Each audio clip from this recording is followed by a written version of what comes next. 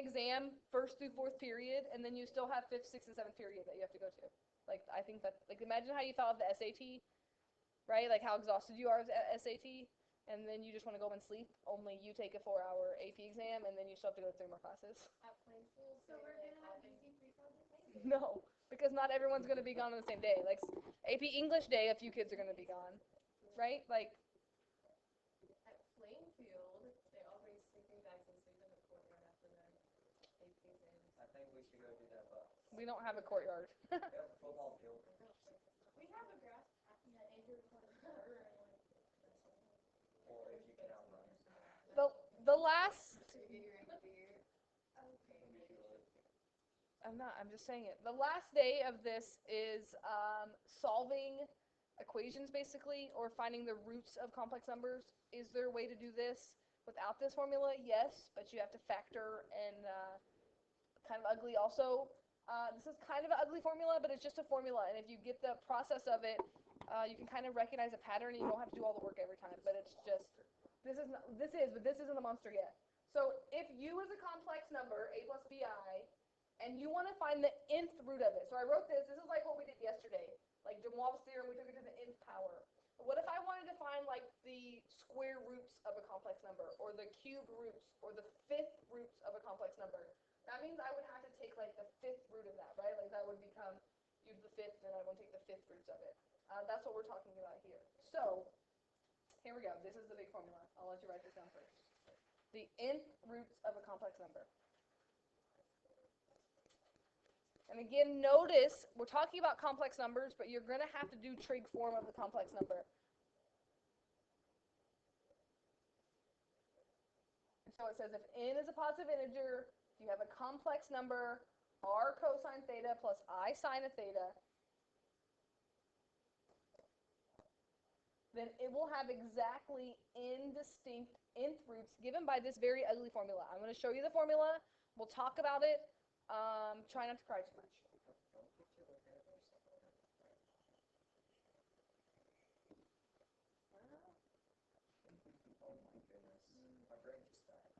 I'm going to make these parentheses a little bit better so you can kind of see like this. So we'll do another list for the first lesson. Yeah. Yeah. It's not that bad once you do a few problems. If you actually do your homework, if you do it, then you will know it. Like I know it. Guess what? Every year when I look at it, I'm like, oh yeah. And then once you do a couple problems, it comes back to you. That's why I give you homework, not just so that you can not do it. I actually give you homework because if you practice the problems, then you memorize formulas by doing the problems.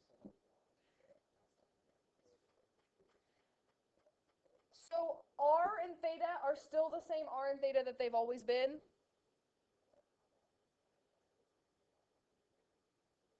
But now I'm taking the nth root of it. So if I was taking the cube root of this, then n, let's just write this up here. For example, if I was taking the cube root of something, then that would make n equal to 3. If I was taking the square root, then n would equal 2. Like n is whatever the root that you're taking. 5th root, we're getting there. Just bear with me. So r and theta are the same r and theta. N isn't hard to do. K is the new one. And the K is that if you're taking the cube root, you're going to have 3 answers because it's cube root. If you're taking a 5th root, you're going to have 5 answers. So K is always going to start at 0, and it's going to go up to n minus 1.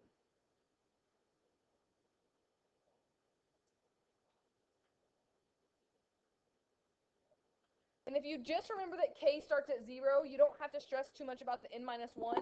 Because if you were going to do the cube root, do you agree that if you start at 0, you'd have k equals 0, k equals 1, and k equals 2. That gives you 3 answers. So cube root, you stop 1 less than n. That's where the n minus 1 comes from.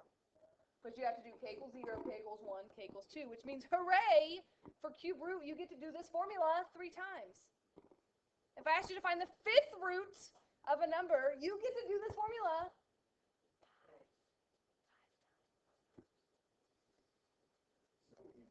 But here's the nice thing. There's a pattern, and we're going to do one of these that you're going to see the pattern, and you don't have to compute it every time. It's if you know the formula, it works out, I promise. I'm not evil. It's just math. I mean, math is evil, I guess you could say. But it's not me. I don't make this stuff up.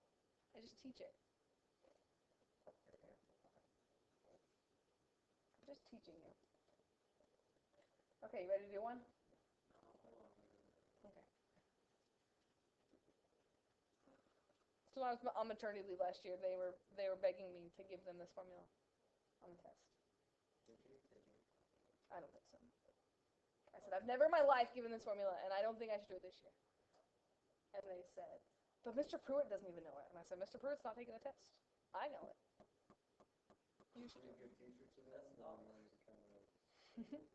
Can I go?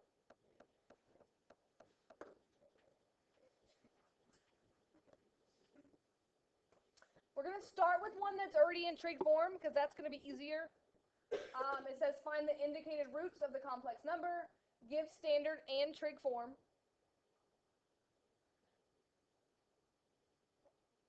What did second hour say about this? Well, here's the great news. I had a parent-teacher conference for Parker during second hour, so I made them watch a video that I recorded 2 years ago of this. And I came back on the last example, and Mandy was about to beat someone because they kept trying to fast forward the video, and so then she didn't know what was going on because they were just skipping ahead and thought she was going to punch Tyler in the face, so. I guess we're getting very mad also. She went from biology with a great news. Who did? Allison. Oh. Probably because they were skipping ahead on the video. So I don't know, we'll see how it goes tomorrow because they watched most of it on the video. So this is already in trig form. Square roots means what is in this problem? N is 2. Good news, square roots, you only have to do this 2 times.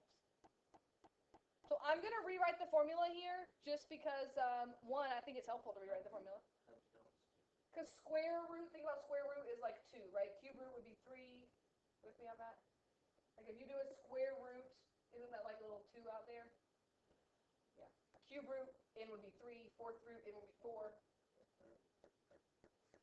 So, fifth root, n would be 5. We're going to take the nth root of r times the cosine. And if you look at the formula that we just wrote, we said theta plus 2 pi k, right? Which is okay, but notice this one's in degrees. So if we want to keep this in degrees, instead of saying 2 pi k, what could I rewrite that formula as?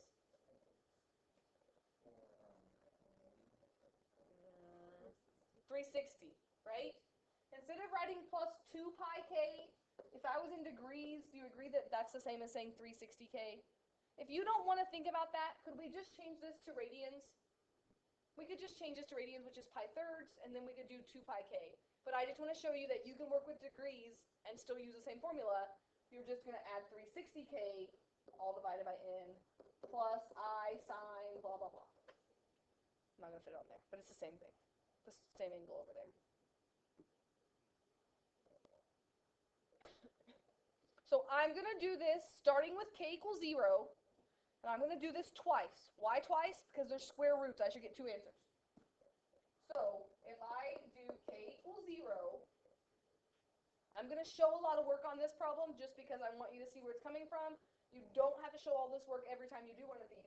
But I'm going to take the square root of 16, the nth root, times the cosine of 60 degrees plus 360 times 0, because you always start with k equals 0, divided by n, which is 2.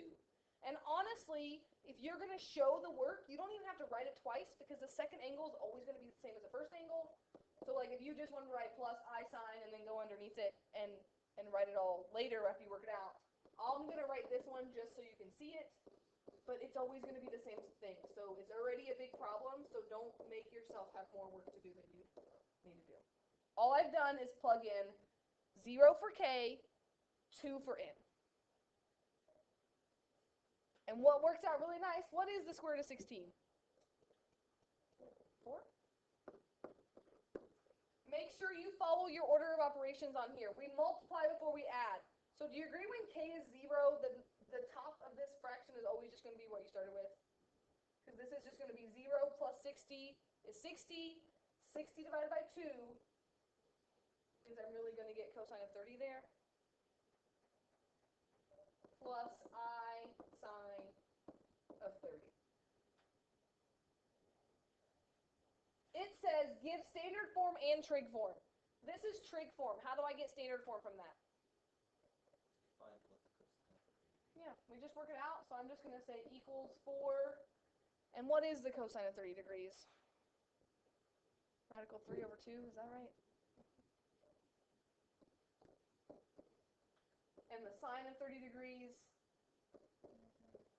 is 1/2. And we could distribute that 4 in there. It actually works out really nice because 4 times radical 3 over 2, the 2 would cancel, and that would become 2 radical 3 plus 4 times 1/2 is 2i. That would be the standard form and the trig form of one of those roots. Well, we're not done yet because we have to do k equals 1. So what do you mean groups? Like what? Well, I think when we get to one that's not in trig form already, I can show you what I mean of solving it. But basically, we're solving equations that normally we would solve using polynomial. Like when we solve polynomial functions, remember when we solved equations like, maybe you probably don't remember this, but we solved equations like this, and people always think that there's only one answer. Oh, -2 is the answer, because that's what would give me 0 there. But there's really 3 answers there, because you could factor this. Who remembers how to factor cubes? Trevor, you should, since we've been doing this in, what's it called? College algebra. You can actually factor this into x squared minus 2x plus 4. So you get this answer, and then you do this by quadratic formula or completing the square, and you get 2 imaginary answers. So we could say, find the cube roots of 8, and we would end up with these same answers doing the same thing that we're doing now that we did back in that. Does that make sense? And so it's kind of another way to solve equations. When it's written like this, it's kind of hard to see that because you'd have to think about what was that number to begin with. But that's what I mean by finding the roots of it. But we have to do this again because we have to do k equals 1. So I don't usually show as much work the second time, but again, because this is our notes, I'm going to say cosine of 60 degrees plus 360 times 1 divided by 2. All that's changing is the k. Everything else is staying the same. It's going to change your angle, but all that's changing in the formula is really this. And I really just do this, dot, dot, dot. Because I know that angle is going to be the same, so why waste my time writing it out?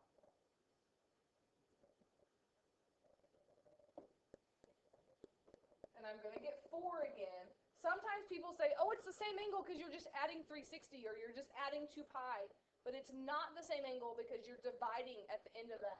So this one you would get, so funny because I just do better with radians than 90 degrees. But 360 times 1 is 360. So 360 plus 60 is 420. 420 divided by 2 would be 210 degrees. Is that true? And if it said leave it in trig form, that's your answer. This and this would be your answer. But most of the time, they want trig and standard form, because in standard form, you can kind of see the roots better.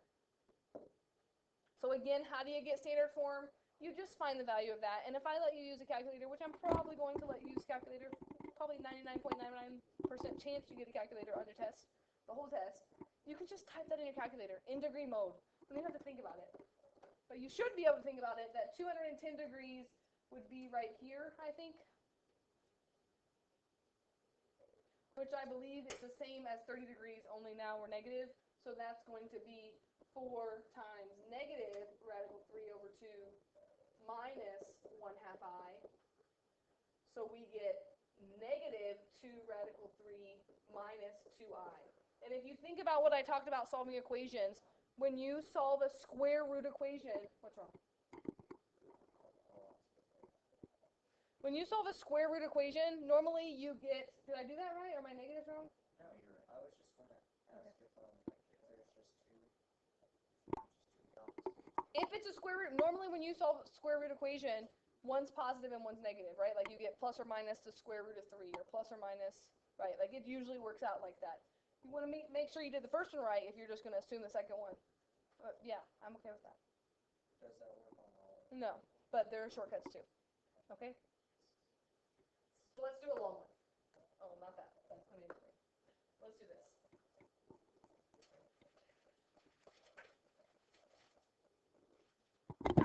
Oh my gosh, I'm about to knock the...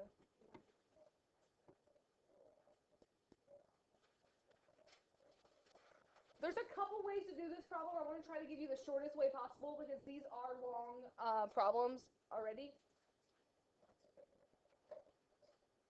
You shouldn't have to. There's only 5 problems in your homework.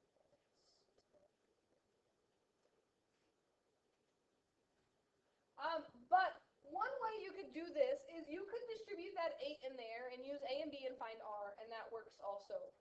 But you don't have to do that because you notice that negative 1/2 radical 3 over 2 are points from our unit circle, which means if you notice that and there's a number out front, your theta will be the same theta that you would get if you find where this point is, and your R will be the number on the outside. Okay, so just to let you know that looking at this, I know that R equals 8.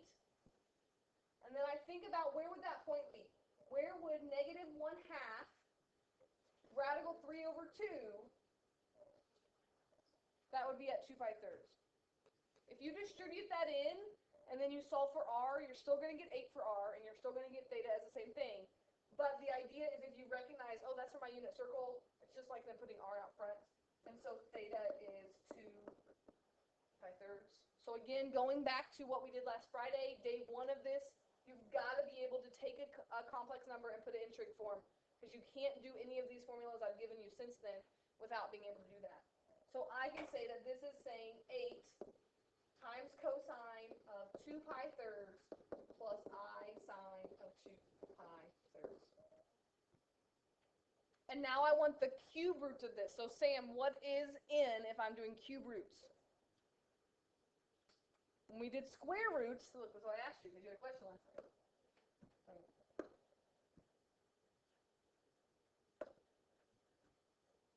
Not to give up. When we did square roots, n was 2, right? So what's it going to be? For cube roots, what's n going to be? Oh my gosh, Sam's supposed to answer!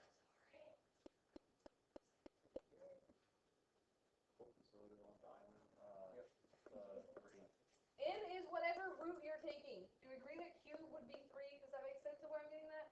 Where Colton's getting that?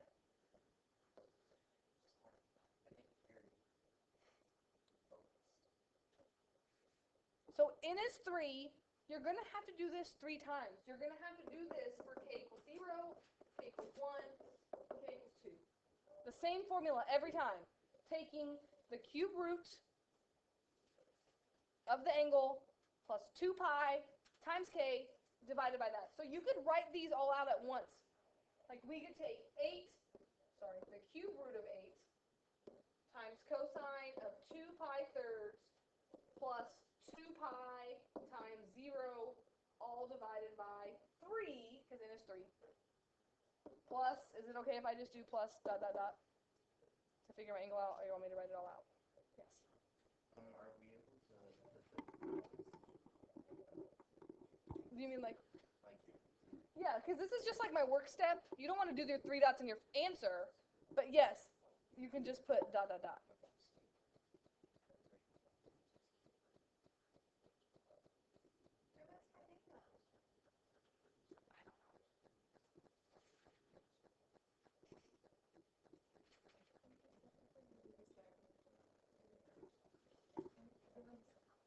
The cube root of 8 is 2. And again, I always know that when k is 0, that's just 0. 2 pi times 0 is just 0. So I'm just taking 2 pi thirds divided by 3, which you can do on your calculator, leave pi out of it. But really, that's just going to be putting both those on the bottom. And that's going to become 2 pi over 9 plus I sine of 2 pi over 9. This is where, Nick, you can't do plus dot dot dot in your answer. Like, you got to write 2 pi ninths for both of those. But it's okay to write plus dot dot dot up there, because why write all that out again?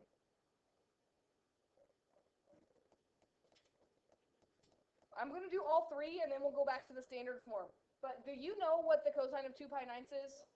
Which means it's going to be a decimal. This is where a decimal is okay, because 2 pi ninths is not from my unit circle. I don't know what 2 pi ninths is, so you would just use your calculator. Questions on where I'm getting these values from? Do you agree that every time there's going to be a 2 in front, because the cube root of 8 every time is going to be 2? So for my next one, for k equals 1, I'm going to say cosine of 2 pi thirds plus 2 pi times 1, which is just 2 pi, all over 3. And again, you can do this on your calculator. Just leave pi out of it and put it back in. You can take 2 thirds plus 2 and then divide that by 3. But this would be, 6 pi thirds plus 2 pi thirds is 8 pi thirds divided by 3. I think that should be cosine of 8 pi ninths. Someone with a calculator can verify that. So I have this answer. I have this answer, but I have to do one more, and then we'll look at a pattern here so I can show you how you don't have to always do this every time. So now for k equals 2, I'm going to have cosine of 2 pi thirds plus 2 pi times 2. I'm just going to go ahead and say that's 4 pi divided by 3. 12, 13, 14 pi over 9. Kind of putting it right here. So, it looks like it's just saying Cosine of 14 pi over 9 plus I sine of 14 pi over 9. Here's what I want to caution you about this little shortcut I'm going to show you. It's different every time because the angles, the numbers are different. But if you look at our angles, especially in radians, I'm sure it happens in degrees also, I just usually work with radians. But do you agree that the denominator will always be the same once you figure out what it is? Because like 2 pi thirds divided by 3, it's always going to be 9, or whatever you end up dividing by, it's always going to be the same. And the top, if you just do 2, even if you have to find the fifth roots, if you do 2 and you look to see what's happening in the numerators, it's the same. What is it from 2 pi to 8 pi? You'd add 6, right? From 8 pi to 14 pi, it adds 6. It always works like that. It doesn't always add 6, but there's always some pattern. So I think there's one in your homework I'm sure we'll end up looking at tomorrow that's like the fifth roots. The idea is you don't have to do all 5. Once you do 2 of them, you just figure out what it is, and then you can work it out every time. You can do all 5. It works. But I'm just telling you there's a shortcut. If it said give the standard form, you just have to work those out. Like it's just typing it in your calculator. Make sure you're in the right mode, like you need to be in radian mode. And I'm not even gonna show my work on this. I'm just gonna take the cosine of 2 pi divided by 9, and I'm gonna multiply that by 2. And this in standard form would be 1.53 plus the sine of 2 pi over 9 times 2 would be 1.29, I guess that should say I. Not very pretty in standard form because it's ugly. And you would just do that for all of those. Does that make sense? As much sense as it can make today? Let's look at the start of one more, and then we'll see if we have time to actually work it out. Are you okay if I don't actually type the rest of these in my calculator? Because what if they just gave you something like this? This is where in second hour when they were trying to skip ahead because they said the cube root's of 1,000. I know that. It's just 10, right? 10 is one of the cube roots of 1,000, but there will always be in roots of whatever it is. If you were finding the fifth roots of something, there's really 5 answers. Just sometimes only one is a real number, the other ones are imaginary. So if you want to tell me one of those is 10 without doing the work, I'm okay with that. But you have to find the other 2. So when I say the cube roots of 1,000, think about writing that in a plus bi form. That would be like 1,000 plus 0i. So what would r be? Let's do theta first. What would theta be if I graph the point 1,000 on the real axis and 0 on the imaginary axis? What angle would I be at? 0. Or if you want to say 2 pi, you can say 2 pi. But to me, I would just say 0. And we could do r here the same way with Pythagorean theorem. But do you agree that r is just 1,000 because it's just on the axis?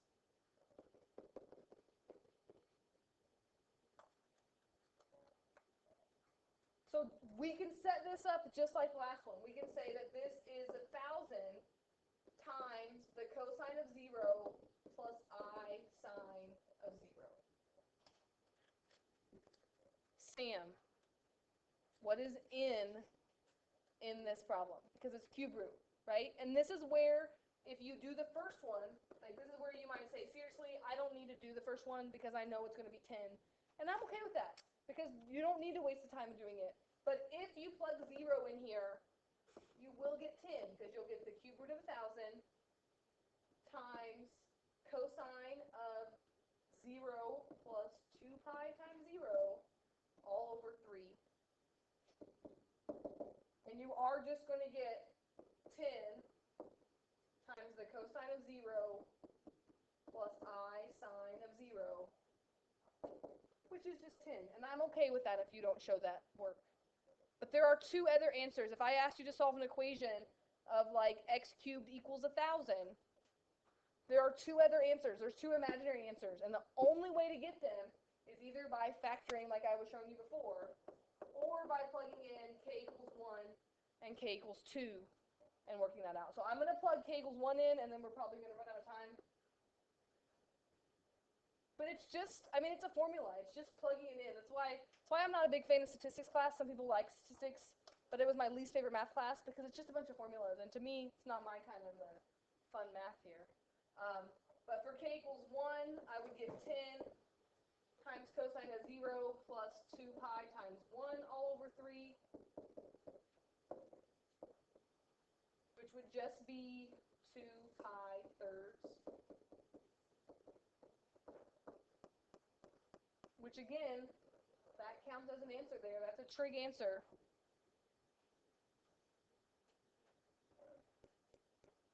How do I get the standard answer that goes with that? I work it out. And again, you can use your calculator, but I would want radicals if there's a radical here, which I think there is. Cosine of 2 pi thirds negative 1/2 plus I radical 3 over 2, which means negative 5 plus 5I radical 3 is the answer that you would get there. And you still have to do one more. I'm going to stop so I can give you the homework before the bell rings. But then we would do k equals 2, and we would get another answer. Is this going to be half your test? No. But is there going to be a couple questions? Yes, that you have to use this formula. Okay? If it makes it any better, this is the last thing of chapter 6. Sam, did you have a question?